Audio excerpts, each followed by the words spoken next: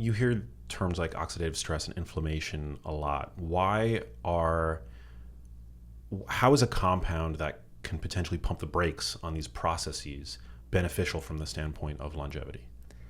Well, with longevity, things are happening over not just years, but decades, and so you have this progression of, in the case of inflammation, chronic inflammation, low-grade inflammation that's just smoldering, like this little fire that's there that's just over time degrading everything. And with oxidative stress, it's the same thing. You think about, you have a vehicle, you have a car, you have a frame, and suspension components, and those rust over time, and just over time, age takes its toll. And so you can do things to be proactive and preventative, and that's where something like astaxanthin comes in, where it goes in and supports the natural function of the cells. It helps to bolster the endogenous system. So you have built-in antioxidant defense systems, but those get tired over time and get overwhelmed, and they need support and replenishment. And so astaxanthin helps to go in and pick up the slack and help fight off the free radicals that are increasing as we age.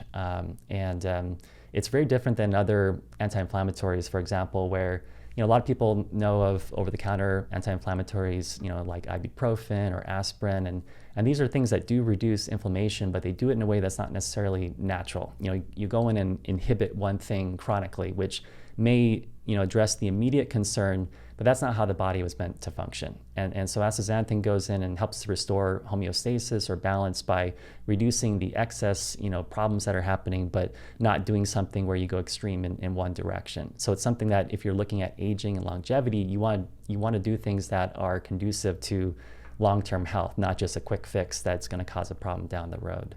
Yeah, and like NSAID drugs, for example, I mean, they are anti-inflammatory, but chronic use of NSAID drugs is associated with cardiovascular events, gastric bleeding, and things like that. And that's because they're not doing things that the body was designed to do. They're just fixing one issue, but then creating something else, down the road. And so with astaxanthin, you're restoring that balance and allowing the cells to function normally. And so, but with that said, there are studies like a rodent model where they looked at prednisolone, like gold standard anti-inflammatory, that they looked at the reduction of TNF alpha, which is a cytokine, a major inflammatory actor. It's a target of major rheumatoid arthritis drugs.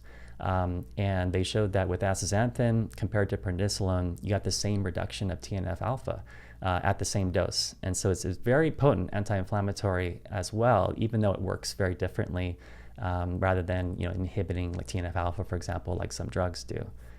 So this is really important with the longevity space, where when you do this, you can actually benefit mitochondrial function. So you ward off mitochondrial dysfunction, support healthy energy production. You can protect, like we talked about, the lipids, the membranes from oxidative stress, but also the DNA and proteins, which if those become oxidized, that can be very bad. And through all these, kind of cellular benefits, you'll find improvements with autophagy, so kind of cellular cleanup. You'll reduce cellular senescence and kind of the zombie cells, as some may refer to.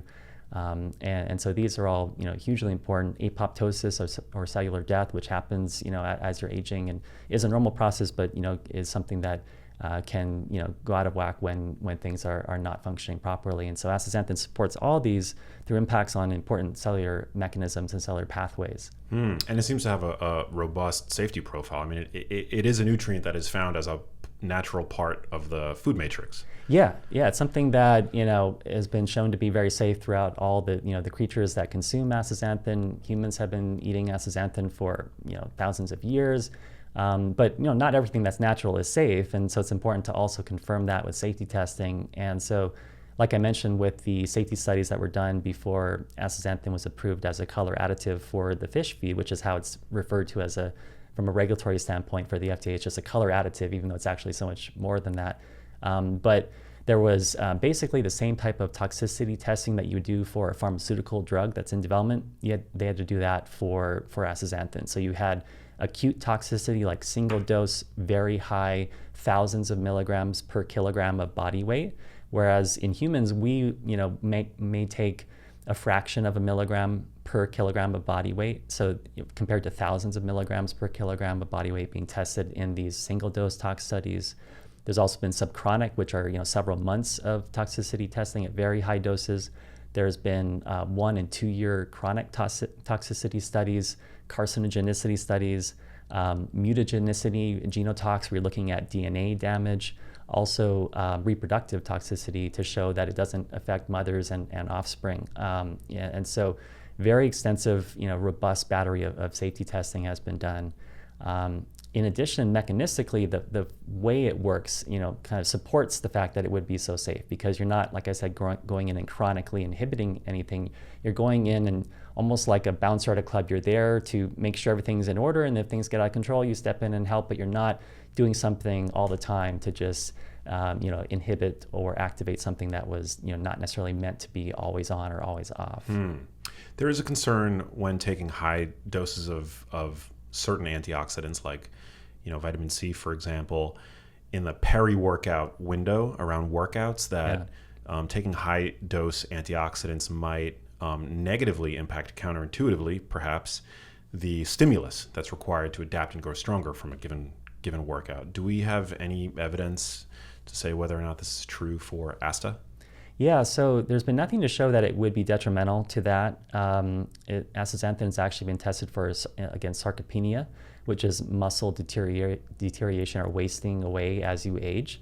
And so we found, or the researchers found, that astaxanthin actually increased muscle strength and size in that population. And then I guess this would be considered anecdotally, but the Ironman triathletes and a lot in the endurance field and related fitness fields do use astaxanthin a lot. And so I believe if there were major issue with kind of being counteractive or counterproductive to training, that it wouldn't be so well adopted in these kind of very extreme intensity sporting activities.